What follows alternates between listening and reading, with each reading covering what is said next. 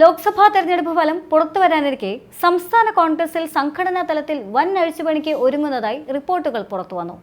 സംഘടനാ തലത്തിലും നേതൃത്വത്തിലും വലിയ മാറ്റങ്ങൾ വരുത്തേണ്ടതുണ്ട് എന്ന വാദം കോൺഗ്രസിനുള്ളിൽ നിന്നും ഉയർന്നു വന്നു.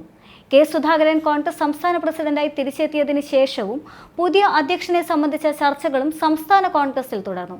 ക്രിസ്ത്യൻ സമുദായത്തിന് കോൺഗ്രസിന്റെ സംസ്ഥാന നേതൃത്വത്തിൽ പ്രാതിനിധ്യമില്ലാത്തത് ചൂണ്ടിക്കാട്ടിയാണ് ചർച്ചകൾ തുടരുന്നതെന്ന് റിപ്പോർട്ടുകൾ പറയുന്നു.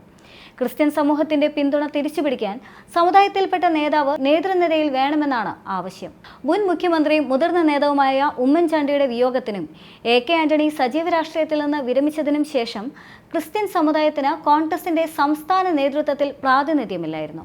ഒരു കാലത്ത് പാർട്ടിയുടെ നട്ടെല്ലായി കരുതിയിരുന്ന സഭയ്ക്കും ക്രിസ്ത്യൻ സമൂഹത്തിനും ഇതിൽ നീരസമുണ്ടെന്നാണ് റിപ്പോർട്ടുകൾ.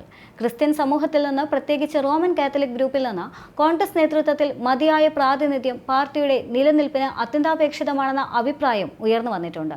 ക്രിസ്ത്യൻ വിഭാഗത്തിന് പ്രാതിനിധ്യം ഇല്ലാത്തതിനാൽ കോൺഗ്രസ് എത്രമാത്രം കഷ്ടപ്പെടുന്നുവെന്ന് തെരഞ്ഞെടുപ്പ് ഫലം വ്യക്തമാക്കുമെന്ന് ഒരു മുതിർന്ന നേതാവിനെ ഉദ്ധരിച്ച് ദ ന്യൂ ഇന്ത്യൻ എക്സ്പ്രസ് റിപ്പോർട്ടും ചെയ്തു.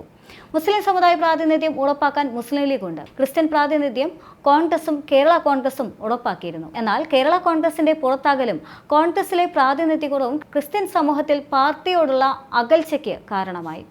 ഈ സമയം CPM-ഉം BJP-യും ക്രിസ്ത്യൻ സമൂഹത്തിലേക്ക് വിജയകരമായി കടന്നു കയറിയെന്നും നേതാവ് ചൂണ്ടിക്കാണിക്കുകയാണ്. റോമൻ കാത്തോലിക്ക ക്രിസ്ത്യൻ സമൂഹത്തിലെ ഏറ്റവും വലിയ വിഭാഗമായതിനാൽ അവർക്ക് പ്രാതിനിധ്യം നൽകണമെന്ന് ചില നേതാക്കൾ അഭിപ്രായപ്പെട്ടു. പേരാവൂർ MLA സണ്ണി ജോസഫിന്റെ പേരാണ് ചർച്ചകളിൽ പ്രധാനമായും ഉയർന്നു വന്നിട്ടുള്ളത്. ഗ്രൂപ്പ് സമവാക്യങ്ങൾക്ക് ഉപരിയായിട്ടുള്ള അദ്ദേഹത്തിന്റെ നിഷ്പക്ഷ സ്വഭാവവും ബന്ധങ്ങളും അനുകൂല ഘടകങ്ങളായി അദ്ദേഹത്തെ അനുകൂലിക്കുന്നവർ ചൂണ്ടിക്കാട്ടുന്നുണ്ട്.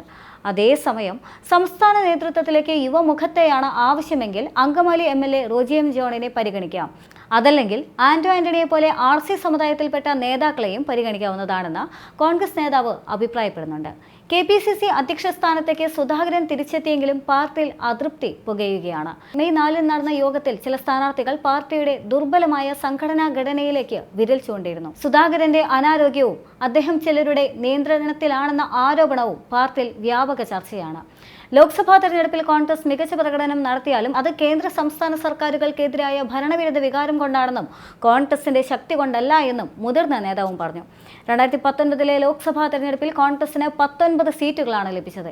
എന്നാൽ പിന്നീട് നടന്ന തദ്ദേശ നിയമസഭാ തെരഞ്ഞെടുപ്പുകളിൽ വിജയക്കുതിപ്പ് നിലനിർത്താനായില്ല.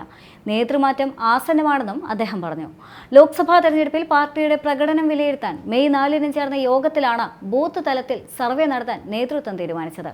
പ്രാദേശിക നേതാക്കൾക്ക് ഒരു പ്രഫോർമ വിതരണം ചെയ്യുകയും പൂരിപ്പിച്ച് സംസ്ഥാന നേതൃത്വത്തിന് റിപ്പോർട്ട് നൽകാൻ ആവശ്യപ്പെടുകയും ചെയ്തിട്ടുണ്ട്. ആകെ വോട്ട് ചെയ്ത കോൺഗ്രസുകാരുടെ എണ്ണം, വോട്ട് ചെയ്യാത്തവരുടെ എണ്ണം, പോളിംഗ് സമയത്ത് വിദേശത്തുണ്ടായിരുന്ന പാർട്ടി വോട്ടർമാരുടെ എണ്ണം തുടങ്ങിയ വിവരങ്ങൾ നേതൃത്വം ആരാഞ്ഞിട്ടുമുണ്ട്. എല്ലാ DCCകളോടും മണ്ഡലം കമ്മിറ്റികളോടും വിഷയം ചർച്ച ചെയ്യാനും അഭിപ്രായം KPCC നേതൃത്വത്തിന് സമർപ്പിക്കാനും ആവശ്യപ്പെട്ടിട്ടുമുണ്ട്. സംഘടനാപരമായ വീഴ്ച നേതാക്കൾ യോഗത്തിൽ ചൂണ്ടിക്കാണിച്ചതിനെ തുടർന്നാണ് AICC general secretary KC Venugopal ഉൾപ്പെടെയുള്ള നേതാക്കൾ അടുത്ത തെരഞ്ഞെടുപ്പിന് മുൻപ് പാർട്ടിയുടെ സംഘടനാ ശക്തിയും ദൗർബല്യവും വിലയിരുത്താൻ തീരുമാനിച്ചത്. ലോക്സഭാ തെരഞ്ഞെടുപ്പ് ഫലത്തിന് പിന്നാലെ സംസ്ഥാന കോൺഗ്രസിൽ സംഘടനാ തലത്തിൽ വൻ അഴിച്ചുപണിയും ഉണ്ടായേക്കും. കോൺഗ്രസിന്റെ സംഘടനാ പോരായ്മകൾ കേരളത്തിലെ എല്ലാ ലോക്സഭാ മണ്ഡലങ്ങളെയും ബാധിച്ചിട്ടുണ്ടെന്നാണ് നിലവിലെ റിപ്പോർട്ട്. അതിനിടെ 10 DCC പ്രസിഡന്റുമാർ മികച്ച പ്രകടനം കാഴ്ചവെക്കാത്തവരാണെന്ന വിലയിരുത്തലുമുണ്ട്.